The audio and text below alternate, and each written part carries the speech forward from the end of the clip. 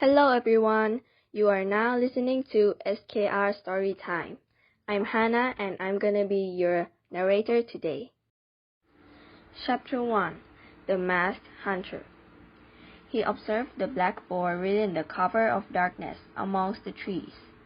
It munched on the sweet taste of honeyberries, not caring a single thing. This is the last black boar he could find before all of them went into hibernation. He slightly shivered as a gust of wind blew past him. His lime cloak waved along. He pulled his crossbow from his back and loaded his quarrel. He aimed at the boar, fingers thumbed at the trigger. Gotcha. He pulled the trigger as he aligned the shot. As the quarrel whizzed through the air, an unexpected wind blew and unaligned the quarrel, making it miss. As the quarrel stuck into the ground, the boar started to panic. It started to huff and sprinted into the wood. Shit, he cursed as he kept his crossbow. He then hopped between the branches to follow it. He can't let it escape no matter what. After he raced against the boar, his legs started to wobble. His muscles were on fire. But he won't give up. Both his determination and adrenaline combined kicked his body into high gear. He pushed the pain out of his mind. When he caught up to the boar, he reached into his tunic and pulled out a dagger. When he was above the boar, he jumped down. The boar looked up in fright. The moment his body hit the boar, he stabbed the dagger down its head, killing it instantly. As it gave one last screech, it halted in place. He flopped onto the ground and faced the clear sky. One hand crunched the dry leaves, the other supported himself on the cold dirt, repeatedly clenched his hand, nails dug into the ground. He huffed and puffed, waiting for his lungs to stop burning. He then pulled his dagger out of the boar's remains. The red liquid glistened on the sharp, reflective metal. He then turned and looked at it. The wound on its head pierced the skin and flesh. The blood soaked the soft fur, damping it slightly. He cleaned the blade by wiping it on his tunic sleeve several times. He wasn't the biggest fan of daggers, as it made too much of a mess. But at least it can get the job done. Time to bring you home. He then carried the boar on his back and walked out of the wood. Back at last. He sighed in relief as he entered the town. Agravitus. The stone wall towered high, and the wooden gates were wide open. He walked along the crowded cobblestone path as the commons, his kind, made way for him. Some people just ignored him, some eyed him in disgust. He didn't care. After he trudged through the crowd, he stopped at his destination, Colin's butchery. As he entered the shop, a little bell dinged, alerting his presence. A man stepped backwards from the back room. "My name is Colin. What can I do for—" He then turned to see him. "Friend, back from hunting already?" Finn just nodded. "A little tired, but whatever." He then plopped the boar onto the counter. "Let's see." Colin smiled while he examined the boar. "The meat is nice and thick. The fur is soft," he mumbled while Finn crossed his arms and tapped his foot. A drumming sound echoed throughout the empty shop. "Come on, Cole. I don't have all day," Finn grunted. "Shut up, kid." He then continued his work. "All right." He clapped his hand in excitement. "I'll give you 20 gold and 15 silver. How's that sound?" Finn rubbed his chin. "Sounds good, but 30 gold would be better." Colin's mouth faltered. I'm not gonna play this game with you, kid. It's either 20 or nothing. He tried to put on his bravest looks, but for a man his size, it wasn't that scary. Cute, even. It's all right, Cole, Finn shrugged. I could always find another butcher that gives me more. You aren't the only one in town, after all. Colin now had conflicting views by the looks on his face.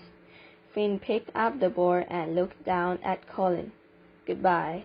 Finn was about to walk out the door when 25! Colin yelled. Finn turned back. 25 gold and 15 silver. Final offer. Colin then placed the payment on the counter. Finn hummed in delight. Now, where do you want this board to be, Cole? Finn asked Colin's side. The storage. He pointed to the back. Finn then carried the board there and came back to collect his payments. I hate your negotiation skills. That's one of my many skills, Finn said. He hummed some music while he collected the payment into his pouch. Seriously, Finn, when are you going to take off that mask of yours? Finn abruptly stopped humming. Everything in the shop seemed to have gone silent. Even the crowds outside seemed silent too. We agreed not to talk about this, Colin, Finn whispered in a hushed tone.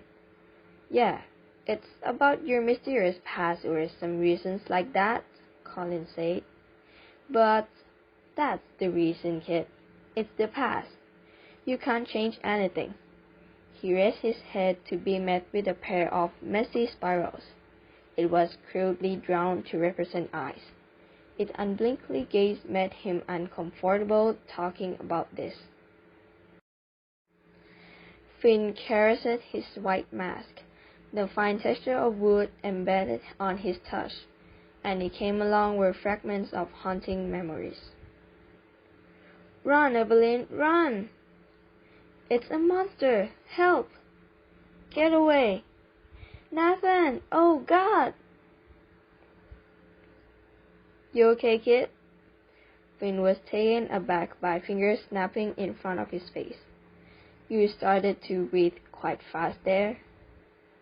Colin tried to touch his side, but Finn smacked the hand away and turned into the door. Pleasure doing business with you. With that, he walked out of the store without looking back at the building, signaling his departure. After refueling his quarrels, he took a stroll to the market and looked for some ingredients for his dinner. After looking through the whole market, he headed towards the river that was just near the city's gates. He walked to his campsite on the edge of the forest and shifted his gaze upwards. The giant blazing sun slowly set behind a gravitas. The other side, the moon rose to the throne in the sky. The darkness started to creep out and swallow the light. He placed all his weapons down and walked to the river, ready to call it a night. The campsite was a small collection of a single tent, big enough to fit 2 people. Opposite of it was a hammock between 2 birch trees, when he wanted to see the stars or it was too hot in the tent, and a single campfire on the river bank. This wasn't a lot, but it was better than the cave he used to live in. After washing himself, he decided it's time to cook, and after fiddling with it for an hour, he made a mushroom stew. After all these years of living alone, I still can't cook for the life of me. He laughed a little. The taste wasn't bad by any means, but it's not great either. After he finished eating, he decided to lie down on the grass, eyes closed and humming while thinking about the future. So, Hunting season is over next week. That means no more money. Maybe I could do coal mining or bounty hunting? He hummed for a few minutes to process his thoughts. You know what? I'll go see the quest board tomorrow and see what wares they have. And so he opened his eyes, preparing to gaze at the stars in the sky. But when he opened his eyes, he was greeted by darkness. No light escaping through the thick clouds, and the skies now ebony black. We can talk about this, alright? Get the fuck away from her, you abomination! Nathan, oh God, no! Help, anyone! Help! He quickly blinked. The memories came rushing back. He calmed his nerves as his chest rose and fell at the same rate as before. The damn night, that stupid damn night where he lost everything. So he came into the tent, closing his eyes, hoping that he didn't have any nightmares tonight. So that's all for today, everyone. Thank you for listening, and don't forget to stay tuned for our SKR story time. See you next time!